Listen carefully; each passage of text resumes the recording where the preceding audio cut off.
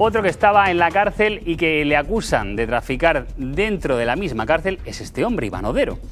Alias El Niño, un narco gaditano que cumplía condena en Campos del Río. Se le acusa de dirigir una red que introducía droga a través de los familiares de otros internos en los vis a vis. La muerte por sobredosis de cocaína y heroína de varios internos desató las alarmas. Funcionarios de prisiones y Guardia Civil llevaron a cabo una investigación que identificó a 6 personas, incluyendo a Odero y a un conocido suyo, al que siguiéndolo se descubrió una de las primeras fábricas de hachís en suelo español, en Bigastro. Se intervinieron 2 teléfonos móviles que habían dentro de un pabellón, el pabellón número 5 de la prisión de Campos del Río, Murcia 2. Pues bien, estos teléfonos móviles, como bien saben muchos funcionarios de prisiones y los propios internos, ahí suelen haber móviles en prisión y los suelen utilizar todos los internos. Eran declaraciones del abogado de Iván aquí mismo la semana pasada. Pues bien, vamos a escuchar otra de las caras de esta historia. Para hablar de lo que ocurre dentro de las prisiones nos acompaña el rostro más conocido de los funcionarios de prisiones aquí en la región de Murcia. Nos referimos al secretario de Organización Nacional de ACAIP. Nos referimos a Fran Mauri. Buenas noches y gracias. Buenas noches, Alejo. Escuchábamos antes al abogado. Decía que era algo natural y hablaba de 2 teléfonos en ese módulo 5, así como también, como algo natural, ese tráfico de drogas dentro. ¿Qué dice usted al respecto?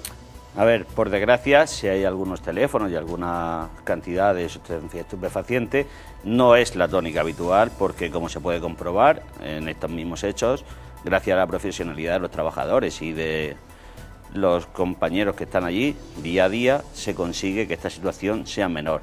Es evidente que una situación de comunicaciones con tantas visitas y tan pocos compañeros, con una media de 2 compañeros para meter a más de 300 comunicaciones con 4 familiares, que hacen 1.200 personas, algo se puede colar. Es algo que venimos reclamando desde el sindicato ACAIP UGT de toda la vida, la falta de personal. A principios de este año, recuerdo perfectamente hablando con usted, ya comentaba que habían fallecido varios internos por sobredosis, eran las fiestas navideñas y decía más o menos algo parecido, es que le faltaban manos quizá para controlar ese flujo, ese narcotráfico. Sí, es así. Me acuerdo perfectamente de la conversación, fue sobre el Día de Reyes en aislamiento. Sí es verdad que estamos siempre con las mismas denuncias, la misma situación endémica. No puede ser que haya 2 funcionarios cada 140 internos. No se puede realizar todo el trabajo, incluso contradice lo que dice la normativa nuestra de seguridad. Donde haya un interno tiene que haber un funcionario. Con 2 funcionarios es imposible estar en todas las dependencias. ¿Ha dicho 2 funcionarios para qué población reclusa? 140 de media. La investigación hablaba de conversaciones telefónicas dentro de ese módulo 5. La Guardia Civil cree que la dirigía Iván, pero su abogado decía que es que allí todo el mundo habla por teléfono. Bueno, eso no es real. Puede haber que haya algún teléfono, en este caso habían 2, con 70 internos, que había en ese módulo de media. Como puedes comprobar, no todo el mundo tiene teléfono porque hacemos nuestro trabajo y los compañeros están día a día encima y consiguen que estas situaciones no se den. ¿Que se introducen? Sí, evidentemente sí. Ahí está la prueba que se han intervenido 2, pero no es la tónica general. La investigación de la Guardia Civil, esta operación Overdose, señala que una colaboración entre funcionarios y guardias, digamos, desarticula y descubre esta trama, que se basaba también en esos vis a vis. Vamos a ver cómo nos lo recordaba el abogado de Iván y lo comentamos. De acuerdo. Los familiares de los internos en los vis a vis que realizaban con los propios internos incluían o se metían dentro de su cuerpo cierto tipo de material, sustancias estupefacientes, ya sea marihuana, ya sea heroína, para poder, una vez dentro del centro penitenciario, poder entregárselo a los familiares. Señor Mauri, volvemos a lo de antes, no se puede controlar tanto y además en ese espacio que está buscado para la intimidad de los internos. Sí, aparte que, como dice el letrado, entrar a la prisión dentro de una cavidad corporal, nosotros no tenemos autorización sobre el personal que viene de visita para poder someterlo a ningún tipo de prueba de radiodiagnóstico. Realmente, cuando tenemos fundadas sospechas, gracias a los funcionarios de Interior y a los compañeros del Grupo de Control y Seguimiento, se interviene muchísima cantidad de sustancias estupefacientes porque hacen un trabajo tremendamente bueno y consiguen anticiparse a la entrada. Es evidente que para eso se requiere más personal. Con el poco que hay, aún así se interceptan muchísimas cosas. El resultado es esta operación, que gracias a los funcionarios que empiezan en ello. Da la impresión que a lo mejor dentro de la cárcel todo podía ser más o menos tranquilo y controlado, pero es una situación, un clima que puede llegar a ser muy hostil, ¿no? Sí, realmente es un clima muy hostil. Como te he dicho, hay 140 internos y una media de funcionarios. Sin ir más lejos, anoche se produjo una agresión verbal con índole sexual a una compañera, donde un interno en tercer grado se le insinuaba y amenazaba cuando saliese a buscarla. Gracias a la actuación rápida de la dirección del centro, se ha regresado de grado y se ha mandado todo al juzgado de instrucción, de guardia, perdón, y esto es una tónica que nos viene siempre porque no tenemos personal, no tenemos formación, no tenemos medios, y desde el Ministerio del Interior solo se da la calidad por respuesta. Esto que nos acaba usted de contar es de esta misma semana. ¿Cómo se encuentra esa compañera funcionaria?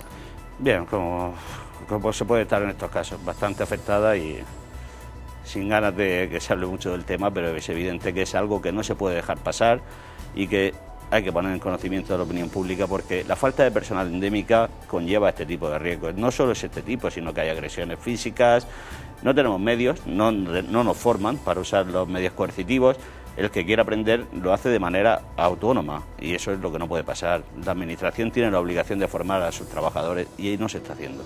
Claro, eso a veces no nos llega del todo. Lo que sí nos llega es la otra versión. Por ejemplo, nos contaba aquí el letrado de Iván que ha sido cambiado de prisión y se ha puesto en huelga de hambre porque manifestaba que no era bien tratado por los funcionarios. Vamos a escucharlo y lo comentamos, porque es claro lo que más nos llega a los medios de comunicación. El señor Iván comenzó la huelga de hambre este lunes y comenzó la huelga de hambre porque se le están limitando flagrantemente los derechos que tienen los internos. Todo el mundo sabe, Alejo, que dentro de los centros penitenciarios el principal derecho que se delimita es el derecho a la libertad, pero que existen otros derechos como el derecho a la vida, el derecho a comunicar con tu familia, otros derechos de gran trascendencia.